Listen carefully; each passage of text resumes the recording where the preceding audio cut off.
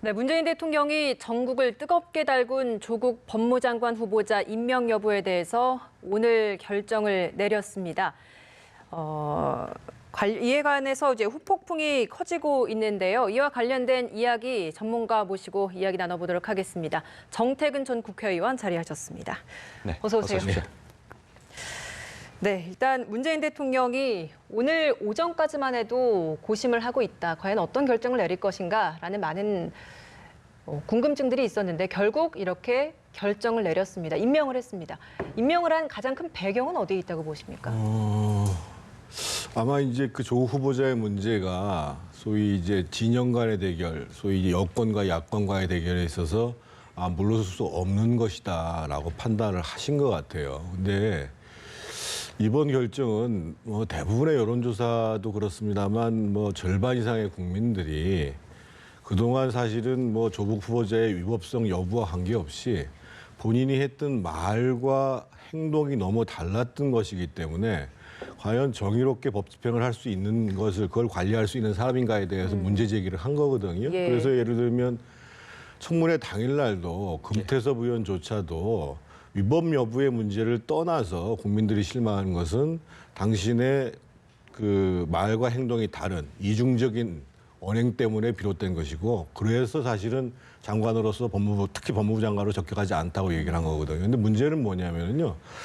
이제까지는 조국 장관 후보자의 문제였습니다. 근데 대통령께서 조국 후보자를 그런 민심에도 불구하고 장관으로 임명했기 때문에 이제부터는 문재인 대통령의 문제, 정권의 문제로 이게 바뀌었다라는 데에 문제의 심각성이 있고요. 무엇보다도 앞으로 적어도 내년 총선까지는 대한민국 사회라는 것이 진영적 대립과 갈등이 더욱더 증폭되는 과정 속에서 지금 여러 가지 이제 경제 위기, 외교안보적 위기 이런 속에서 우리가 국가적 역량 결집을 하기가 어려운 상황으로 빠져들었다. 이게 제일 우려스럽습니다. 네, 말씀드리는 와중에 유용화 한국외대 초빙 교수도 자리하셨습니다. 어서 오세요. 네, 어서 오세요.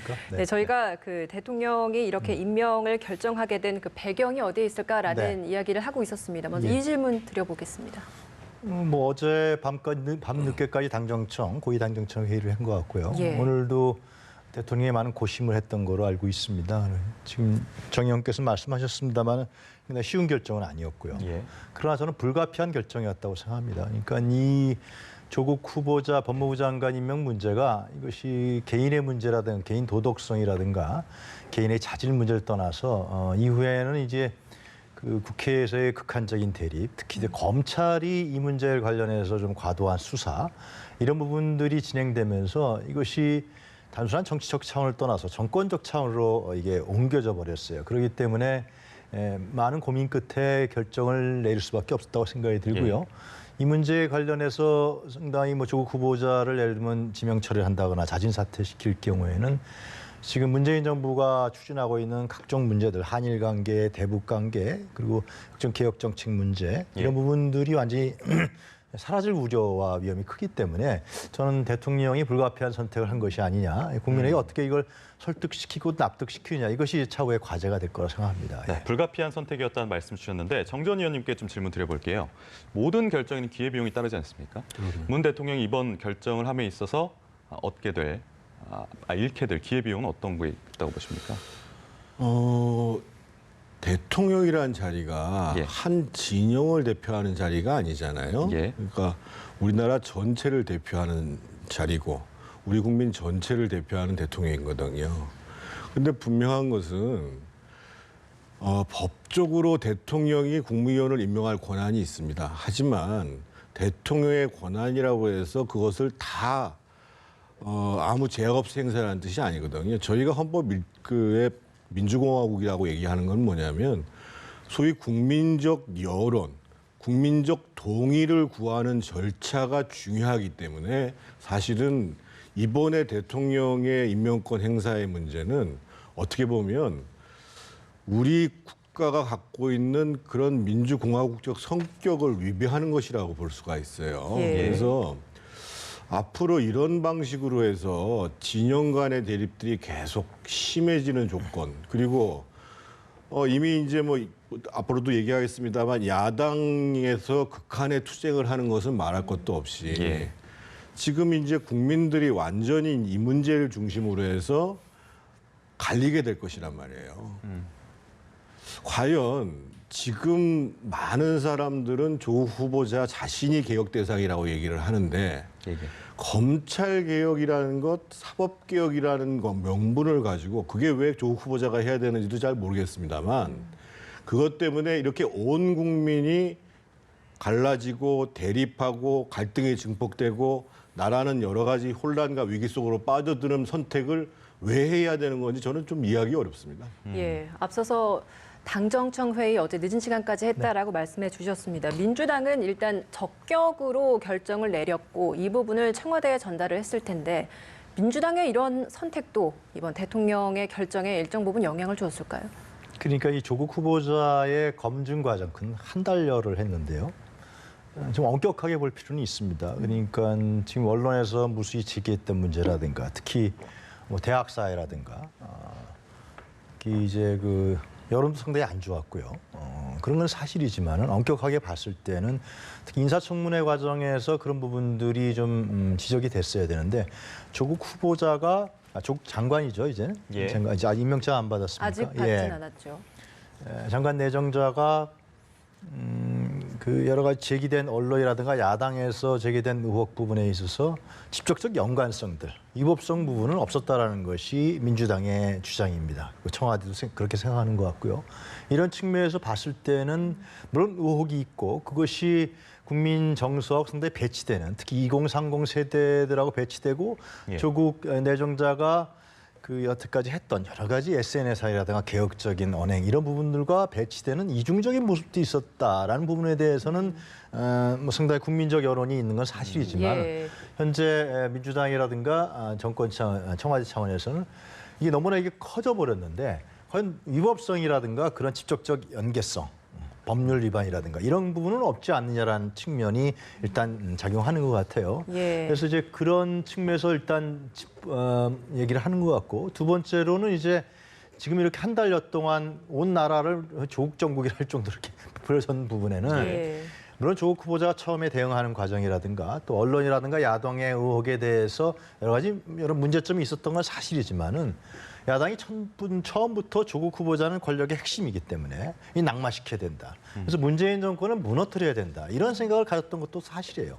그리고 한 달여 동안에 그 숱한 어떤 의혹 제기라든가 이런 부분들이 부풀린 측면도 없지 않아 있었고 그리고 확실한 증거라든가 이런 부분들이 제시되지 않은 측면도 상당히 있었기 때문에 그 인사청문회 과정에서 드러나지 않았습니까? 이런 부분들로 봤을 때는 좀 시간이 지나가면은 이런 부분들이 정리되지 않겠냐 이렇게 이제 여권에서는 생각을 하는 것이죠. 그러나 이제 지금 말씀드린 바와 같이 정 의원도 말씀하셨습니다만 조국 내정자가 보였던 그간의 태도라든가 예. 또 어떤 2030 세대를 실망시켰던 문제라든가 자기 자신이 SNS에서 했던 부분과 좀 여러 가지 배치되는 내용이 나왔던 부분 이 부분들을 또 어떻게 국민들에게 설득해 나갈 것이냐 이것은 예. 사실상 조국 내정자의 과제뿐만이 아니라 여권의 과제가 되어버린 것도 사실이죠. 네. 네, 여론 얘기를 잠깐 하자면 임명 전까지 행해졌던 여론조사에서 뭐 기관마다 좀 다르겠습니다만은 대부분은 좀 근소하게 부적절하다라는 의견이 앞섰거든요. 향후 여론의 동향을 좀 예측해 볼 수 있을까요? 가장 중요한 것은 소위 문재인 정부에 대한 지지층들 그리고 민주당에 대한 지지층들 내부에서 변화가 어떻게 생기냐는 겁니다. 이미 20대들은 상당 정도 이반을 했습니다. 이번에 조국 후보자에 대한 뿐만 아니라 문재인 정부에 대한 지지, 국정 수행에 대한 것도 물론 그 지지가 자유한국당으로 가지는 않습니다. 하지만 이 정부가 특히 이 조국 후보자의 언행 불일치라는 것들이 아주 적나라하게 노정이 되면서 상당 정도 이반하기 시작을 했는데 이제는 조국 후보자를 임명했기 때문에 사실은 이 정부에 대해서 이 정부가 본인들이 주장하는 가치나 그 제시하는 목표와는 다르게 행동하는 것이 아니냐 이렇게 갈 가능성이 크고 두 번째로는 어떻든 지금 이 문재인 정부에 있어서는 그리고 민주당에 있어서는 호남 지지층들이 굉장히 중요합니다. 이번 과정에서도 보였지만 호남에서는 그래도 긍정 여론이 더 많았다라는 것이 사실인데 이번 과정을 통해서 제가 보기에는 그 호남 민심도 저는 동의할 가능성이 있다고 생각합니다. 예. 예. 왜 그러냐면 지금 분명하게 정권적으로 그리고 민주당 차원에서 이중잣대를 얘기하고 있는 것이거든요. 과거에 김영삼 정부 때 박기태 법무부 장관이 임명이 됐다가 불법도 아니고 이 딸의 편법 문제가 드러나가지고 그래서 딸이 편법 대학을 갔거든요. 예. 그래서 장관직에서 6일 만에 물러났어요. 제가 국회의원 현역으로 있을 때 2010년 8월 달인데 그 당시에 산자부 장관 후보자로 올라왔던 이재훈 차관, 전직 차관이죠. 예. 정말 산자부 장관으로서는 아주 능력이 뛰어난 사람입니다. 그분이 청문회 과정에서 그 부인이 창신동에 있는 쪽방에 투자를 했다 해가지고 이거는 그야말로 기득권층이 계층 갈등을 더 심화시키는 거 아니냐. 그래서 민주당이 낙마를 요구해가지고 낙마를 했어요. 이게 민주당의 기준이고 문재인 정부의 기준이에요. 그런데 지금은 후보자의 부인이 이미 기소가 된 상태이고 그 가족 펀드가 관련됐다는 회사에서 다 영장이 지금 청구되고 있는 상황이거든요. 예. 그런 상황 속에서 개혁이라는 명분 이걸 가지고 임명을 강행했을 때 국민들은 반대로 개혁은 오히려 조국 장관이나 이런 행태를 보여주고 있는 민주당의 개혁 대상이 될 거 아니냐 이런 생각할 가능성이 크고 그것이 이제 여론의 움직임들을 저는 민주당 쪽에 상당히 민주당이나 청와대에 불리한 방향으로 갈 가능성이 크다고 보입니다. 네, 오늘 오후 2시에 임명장 수여식이 열립니다. 그리고 그 모습이 바로 생중계된다고 하는데 이렇게 장관 임명장 수여식이 생중계되는 것도 굉장히 좀 이례적이잖아요. 이런 모습에서 이제 대통령이 직접 또 메시지도 내놓을 것이다라는 이야기가 들려오고 있는데 그럼 여기에서 대통령은 어떤 메시지를 좀 내놓을 거라고 보십니까?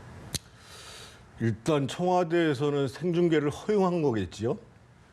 저는 사실은 언론에서 그거를 생중계해야 될 이유가 있는지 모르겠어요. 과거에 장관 임명을 할 때 생중계한 사례가 있나요? 없잖아요. 그러니까 이례적인 거죠. 그리고 지금 예를 들면 오늘 임명된 사람들이 다 인사청문 보고서가 채택이 안 돼가지고 이 정부 들어서 인사청문 보고서가 채택이 안 돼 23명까지 가는 상황이에요. 예. 그러니까 결국은 대통령께서 메시지를 내고 싶다고 하시면 춘추관에 가셔서 하시면 되는 문제예요. 왜 이전에 없던 장관 임명식을 굳이 언론사에다가 생중계를 강요하는지 모르겠어요. 저는 솔직히 잘 이해가 안 돼요. 그럼 담길 메시지 뭐 이런 것들에 대해서는 어떤 문제는 생각? 대통령께서 대국민 메시지를 내신다고 그러면 당연히 언론사에서 생중계 하겠지요. 예. 그래서 그 춘추관에 가서 하시면 되는 거예요. 장관 임명식이라는 것을 생중계를 한다고 하면서 거기서 메시지를 내실 이유가 뭐가 있냐 말이에요. 그러니까 마치 이번 장관 임명이 나의 국정 운영과 사활적 이해가 달려있는 문제라는 것들을 굳이 보여주기 위해서 장관 임명식을 생중계한다고 얘기하잖아요. 예. 생중계하는 주체는 언론사인 거예요. 그래서 좀 약간 곁다리로 갔는데 예. 예. 아마 이제 대통령께서는 이런 말씀을 하시겠지요. 뭐 사법개혁 문제나 검찰개혁 문제에 대해서 직접적인 말씀을 하시지 않더라도 이 문재인 정부가 집권 초기부터 일관되게 추진해왔던 과제였기 때문에 이거를 꼭 이번 기회에 완수해야 되는 데 있어서 조국 장관이라는 분이 가장 적임자여서 많은 여론의 반대에도 불구하고 임명하게 됐다. 이런 말씀들을 하시겠죠. 예. 예. 문제는 그것을 바라보는 국민들은 어떻겠냐는 거예요. 국민들 입장에서 봤을 때 그렇게 대통령께서 말씀하시는 내용이 설득력 있게 다가오지도 않을 뿐만 아니라 오늘 아침부터 벌어진 일련의 과정들, 예를 들면 뭐 조국 후보자 부인의 컴퓨터에서 무슨 뭐 직인이 나왔다, 조국 후보자 부인이 그 코링크 PE에서 경영자문료를 받았다, 또 그 펀드를 운영하는 사람들이 자본시장법 그리고 특정경제 가중처벌법 위반으로 지금 영장이 청구됐다, 이런 내용들을 보면서 앞으로 법무부 장관이 되면 검찰들의 인사를 좌지우지하는 위치에 가는데 과연 이거를 합리적이라고 볼 수 있는가? 예. 이런 국민들의 의문점에 대해서는 저는 어떻게 답변하실지 좀 걱정스러워요. 예, 형식적인 면에서도 적절하지 않고 그리고 메시지조차도 국민들에게 설득력 있게 다가오지 않을 것이다라고 이야기를 그런데 이제 해주셨습니다. 그 여론조사가 수차례 지금 진행됐지만 조국 후보자를 조국 전 민정수석을 법무부 장관에 내정하고 장관에 임명하는 부분이 전 국민이 반대하는 건 아닙니다. 정확하게 우리가 볼 필요가 있어요. 그러니까 지금 이제 우리 정태근 전 의원께서 말씀하신 대로 반대하는 층들도 상당히 거세고 또 집중돼 있고 그리고 각종 여러 가지 여론조사 지표를 봤을 때는 이것이 여론조사 기관에서는 오차범위네. 물론 반대가 많은 건 사실이죠. 51%라든가 그리고 찬성이 뭐 47%. 근데 그 폭은 줄었다 늘었다 하는 정도 수준인 것이고요. 그렇기 때문에 이것은 뭐 전 국민이 다 나서서 조국이라는 사람 법무부 장관의 임명안을 반대하는 건 아니다. 이건 우리가 분명히 정확하게 볼 필요가 있습니다. 그 반대 여론이 상당히 있고 그 반대를 광범위하게 있고 또 그런 의혹이라든가 여러 가지의 국민 정서가 배치된 측면이 정리는 안 됐다. 그거는 인정은 우리가 해야겠지만 그것이 전체가 다 우리 국민 전체가 조국이라는 사람을 예를 들면 법무부 장관 하는데 전체가 다 반대하는 이건 아니라는 것입니다. 그런 여론조사 지표는 나타나고 있는 것이고 그럼 왜 반대하지 않고 찬성하느냐. 그것을 우리가 볼 필요가 있는 것이죠. 그러니까 지금 말씀하신 여러 가지 의혹이 나와 있잖아요. 근데 그 의혹들이 언론에서 제기하고 야당에서 제기했던 의혹들이 최근 동양대 총장, 최 총장 것만 제가 말씀드리면은 그 말이 자꾸 바뀐단 말이죠. 그리고 어떻게 저도 대학에 있습니다만 어떻게 총장이 자기가 준 표창장의 1년 번호까지 다 기억을 하고 기다 아니다 이걸 그 자리에서 다 얘기할 수 있나요?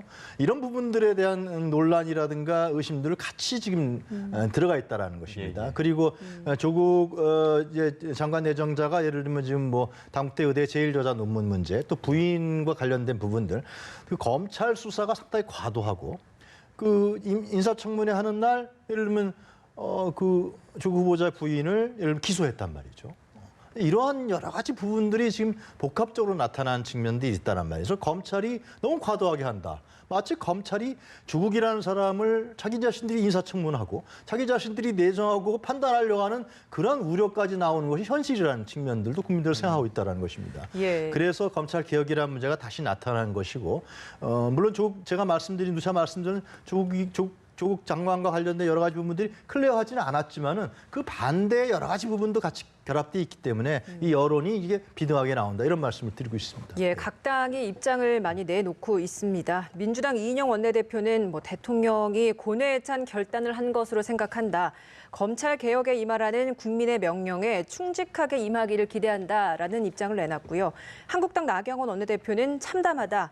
민심을 거스르는 결정, 헌정사상 가장 불행한 사태다. 뭐 해임 건의안이나 뭐 후속 대안들 다른 야당과 함께 논의하겠다라는 입장을 내놨습니다. 그리고 또 나오는 이야기에 따르면 오늘 긴급 의총을 갖고 그 후에 청와대 앞에서 한국당이 규탄 대회도 갖겠다라는 입장을 또 밝힌 바 있습니다. 바른미래당 오신환 원내대표 뭐 결국 대통령이 국민과 맞서서 싸우겠다라는 결정을 한 것 같다라고 이야기를 하면서 결국 한국당과 함께해서 범야권이 뜻을 함께하는 의원들과 모여서 대응을 하겠다라는 일정을 밝혔습니다. 앞으로의 야당의 대응도 궁금합니다. 일단 뭐 해임 건의안 이야기가 많이 나오고 있는 것 같은데 이게 실제로 좀 가능한 이야기입니까? 가능하죠. 그러니까 해임 건의안이 제가 기억하기로는 대략 한 7번 정도가 국회에서 가결이 됐습니다. 그래서 그중에 한 번 딱 대통령이 안 받아들인 사례가 박근혜 정부 때 농식부 장관 한 분을 그 해임 건의안을 국회에서 가결됐는데 무시한 적이 있죠. 그 외를 그것을 제외하고는 대부분 다 받아들였습니다. 그래서 이번에도 제가 보기에는 지금 이 사태에 동의할 수 있는 국회 의석수는 지금 민주당과 정의당이라고 보여지고요. 나머지 숫자를 합치면 제가 보기에는 가결될 가능성이 높고 그리고 재적 의원 과반이 참석하면 되는 거죠. 과반이 참석해서 과반이 의결하면 됩니다. 그래서 더더군다나 이제 그 해임 건의안은 그 인신에 관한 표결이어가지고 무기명 투표를 합니다. 그래서 이미 사실은 민주당 내에서도 금태섭 의원이라든지 김영건 의원이라든지 박용진 의원은 부적격하다고 얘기를 했잖아요. 오히려 그 사람들이 공격을 받으니까 사실은 문제인데 그렇다고 보면 제가 봤을 때는 그 무기명 투표를 하게 되면 인준건의안이 가결될 가능성이 높은데 과연 그때 문재인 정부가 어떻게 할 것인가, 문재인 대통령이 어떻게 할 것인가가 상당히 큰 문제죠. 만약에 이번에 저렇게 그 논란이 많은 속에서 국회에서 해임 건의안이 가결되는데 또 이것을 무시한다. 예. 그러면은 일단 뭐 야권은 극한적인 투쟁으로 갈 수밖에 없는 것이고, 그때 상황이 되면 야권만이 아니라 상당수의 지금 이 진영적 국정 운영을 하고 있는 문재인 대통령에 대해서 그 거부감을 갖고 있는, 비판적인 생각을 갖고 있는 국민들이 같이 일어날 가능성이 있고, 당장 오늘 저녁 때 지금 대학생들이 지금 집회를 예정하고 있는 거 아니겠습니까? 예, 서울대학교 학생들. 그렇죠. 그래서 지금 사실은 여러 가지 경제 상황이 어렵기 때문에 올해 하반기 국회가 굉장히 중요합니다. 중요한데 저는 이 상태로 내년 총선까지 계속 끌고 가면 이게 정말 나라가 어떻게 될지가 걱정스럽고, 예, 예. 나라가 굉장히 어려워지면 가장 피해를 보는 사람들은 어려우신 분들이에요. 가난하신 분들이고 힘겨운 위치에 있는 분들이거든요. 그래서 저는 대통령께서 조금 그 국정 운영하는 것들에 대한 전환이 진짜 고민돼야 되지 않겠는가, 이런 생각이 듭니다. 굉장히 예, 우려스럽습니다. 해임 건의안에 대한 얘기를 하고 있는데 이걸 발동할 수 있는 사유가 한정돼 있지는 않은 건가요? 그렇지 않습니다. 그러니까 해임 건의안은 뭐 여러 가지 일로, 우리가 이제 보통 국회에서 하는 거는 하나는 이제 국무위원급 이상이 되면은 탄핵이라는 절차가 있을 수 있습니다. 명료하게 그 헌법에 기초해서 공직을 수행하지 않는다고 해서 탄핵을 하게 되면, 탄핵 심판을 하게 되면 그게 이제 헌법재판소로 넘어가죠. 근데 이제 그 전 단계에 하는 것이 사실은 해임 건의안이거든요. 예. 그래서 해임 건의안은 꼭 위법 사실 여부와 관계없이 그 직을 수행하기에 적절치 않다거나 적절치 않은 행위를 했다 예. 했을 경우에 해임 건의안을 발의를 하고 과반의 찬성으로 가결을 할 수가 있습니다. 또 다른 야당의 뭐 대안이라고 할까요? 이런 방법 중에 하나가 국정조사와 특검 이야기가 나오고 있는데, 이 부분에 대해서는 좀 가능성을 좀 어떻게 예상하십니까? 일단 해임 건의안 부분은 그건 상당히 국회에서 정치적인 문제이기 때문에 그 다른 제 정당, 바른미래당이라든가 지금 뭐 대한가정신가요? 민평당 네. 이쪽에서 과연 그때 상황을 봐야겠지만 지금은 아니죠. 상황에서 만약에 해임 건의안이 통과될 경우에 그것이 국정 운영의 헤게모니가 한국당으로 옮겨갈 수 있는 부분이 또 있어요. 예. 그런 부분들이 아마 복합적으로 저는 작용할 거라 보기 때문에 예. 지금으로서 특히 그 이후에 또 이제 조국 장관 내정자와 관련된 부분들이, 의혹들이 어떻게 해소되느냐, 더 증폭되느냐, 검찰의 수사 여러 가지 여러 변수가 있기 때문에 그분들이 정치적으로 국회에서 이제 판단할 문제라고 생각이 들고요. 지금 말씀하신 대로 국정조사라든가 특검 부분들, 특검은 아무래도 이 윤석열 호의 수사를 보겠죠. 지금은 야당의 주장과 마치, 제 표현이 어떨지 모르겠습니다만, 윤석열 검찰의 어떤 그 내용과 수사를. 야당과 거의 비슷하게 가고 있는 거예요, 지금. 그렇기 때문에 여당이 지금 검찰을 공격하고 이런 이상한 형국이 진행되고 있는데, 하여튼 그러한 부분이 때문에 특검을 지금 꺼내지는 않을 것 같아요. 예. 그런 반면에 국정조사는 할 거라고 생각합니다. 이제 국정조사를 요구할 것이고, 국정조사가 진행돼야 예를 들면 정기국회라든가 이후에 예산안 심의라든가 이런 부분들이 과정이 가는 부분으로서 딜을 하지 않겠냐라는 생각이 드는데요. 물론 이 문제에 관련해서 야당이 요구들 상당히 거셌고, 특히 황교안 대표 같은 경우는 이것은 뭐 종국적인 과정이다 이렇게까지 예. 강한 표현을 하면서 야당이 반대를 했는데 대통령이 임명했기 때문에 국회가 원만하게 돌아가지는 않겠지만은, 그러나 이제 정기국회가 있고 이것이 국감이 있고 예를 들면 예산안이 있기 때문에 이 문제는 국회는 진행시켜 나가면서 야당이 예를 들면 투쟁한 걸 투쟁하고 문제 제기를 하고 이런 순서로 가는 것이 제가 보기엔 더 국민적 설득력이 있지 않을까 그렇게 생각합니다. 예, 의원님께서 또 앞서서 얘기를 해주셨을 때 하반기에 국회에 굉장히 중요한 일정들 많이 있다라고 얘기해 주셨습니다. 그 중에 하나가 뭐 정기국회 내에서 해내야 될 국회에서의 임무들도 분명히 있을 건데, 한 달 동안 이 조국 청문회와 관련해서 임명 관련된 논의가 계속돼 왔습니다. 근데 한국당 지지율을 보면 크게 뭐 올라가거나 한 것도 없이 오히려 좀 떨어지고 있다라는 지지율 여론조사 결과도 있는 상황인데, 그럼 이런 모습에 있어서 한국당에게 여론이 바라는 것, 혹은 지금 이 상황에 이런 모습이 아니라 다른 모습이진 않을까라는 이 부분에 대해서는 좀 어떤 견해십니까? 그 한국당이 지지율이 올라가지 않는 이유는 사실은 이제 그간에 한국당이 보여줬던 뭔가 국민들이 공감할 수 있는 것들 하는 방식으로 투쟁을 하는 것이 아니라 뭐 잦은 실언도 있었고 또는 무리한 강경투쟁도 있었고 이랬기 때문에 그런 거고 또 한 가지는 아무래도 지금 황교안 대표하고 그 나경원 원내대표의 지도력에 대해서 많은 문제점들을 사람들이 느끼고 있는 것이거든요.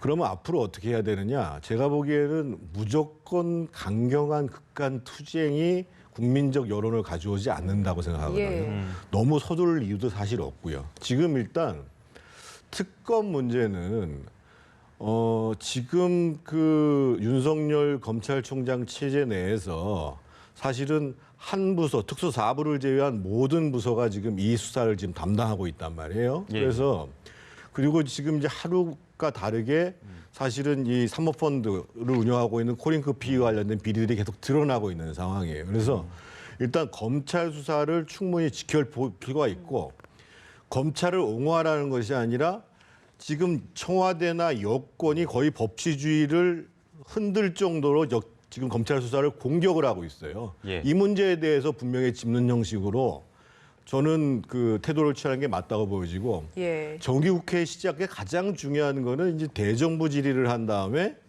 국정감사들 하도록 되어 있습니다. 예, 예.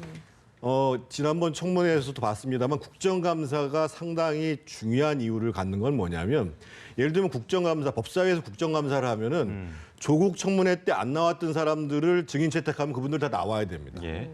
그리고 거짓말도 할 수가 없습니다. 예를 들면 인사청문회 때는 후보자 본인은 거짓말을 해도 처벌 안 받습니다만 이번에 국정감사 때는 그 위증을 하는 사람들이 모두 다 처벌을 받도록 돼 있어요. 그래서 물론 여당에서 국정감사 일정에 대해서 피해가려고 할 가능성이 굉장히 커요. 근데 어차피 여태까지 모든 국정감사는 첫 번째 기관 보고를 할 때는 전체가 다 나오도록 돼 있거든요. 기관 증인으로.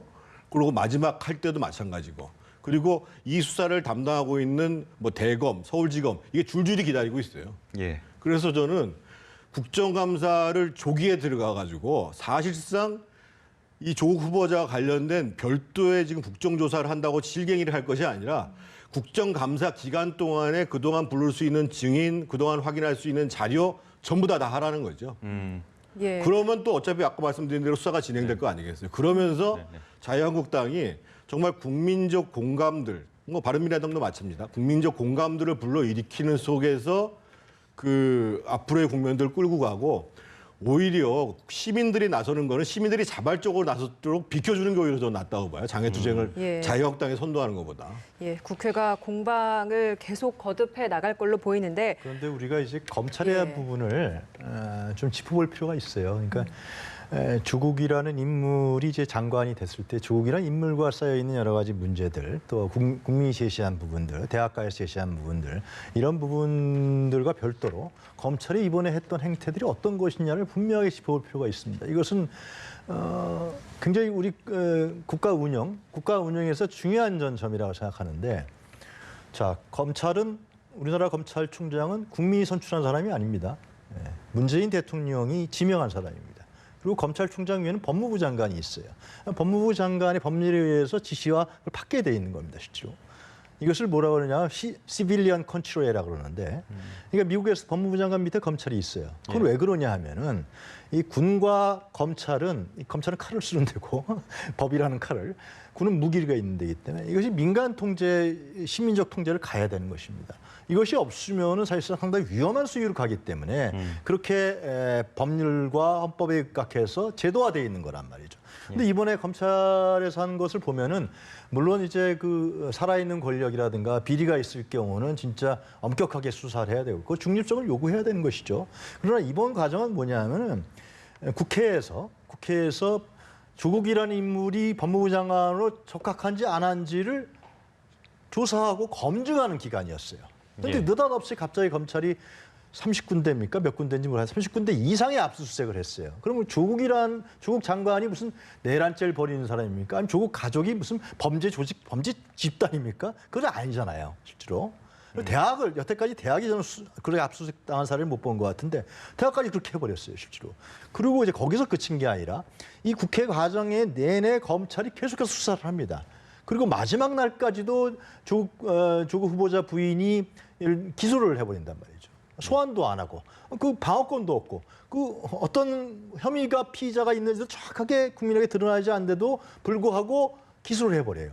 자, 이것은 진짜 실제로 검찰이 월권이라고 규정해도 저는 부족하지 않다고 봅니다. 이게 정치적인 예. 문제가 아니라. 근데 가장 중요한 건 뭐냐면요. 아까도 말씀드린 것 같이 검찰은 대통령이 지명했는데 이 선출된 권력들이 대통령 권력이나 선출된 권력, 우리 문재인 대통령 국민이 뽑지 않았습니까? 그리고 국회에 선출 권력이 있어요. 국회의원들 다 국민이 뽑았어요. 그 선출된 권력들이 예를 들면 인사청문회라는 과정, 법률개혁 과정을 통해서 한 후보자를 검증하고 있는데 거기 검찰이 돌아와 버린 거예요. 예. 그래서 이렇게 판이 커져버린 겁니다, 이게. 예. 논란이 더 돼버린 거고 한 달까지 가버린 거예요. 예. 그러면서 검찰이 마치 자신들의 법무부 장관을 자신들이 검증하는 결과적으로 수사를 통해서 예. 이러한 결과가 났기 때문에 저는 여권에서 얘기한 부분들이 일정 부분 타당성이 있다라는 겁니다. 그래서 알겠습니다. 검찰이 좀 제어할 필요가 있다. 예. 저는 그렇게 봅니다. 예. 검찰 개혁의 필요성을 말씀해 주신 것 같습니다. 오늘 2시에 대통령이 조국 법무장관을 포함해서 6명의 장관급 인사들에 대한 임명장을 수여할 것으로 보입니다. 저희가 그 모습을 생중계로 보여드릴 예정인데요. 여기에서 대통령의 메시지도 나올 것으로 보입니다. 국회 그리고 분열되고 있는 여론을 잘 끌어안을 수 있는 대통령 메시지가 담길지 좀 더 지켜봐야 될 것 같습니다. 오늘 두 분 말씀 여기서 마무리 짓도록 하겠습니다. 고맙습니다. 고맙습니다.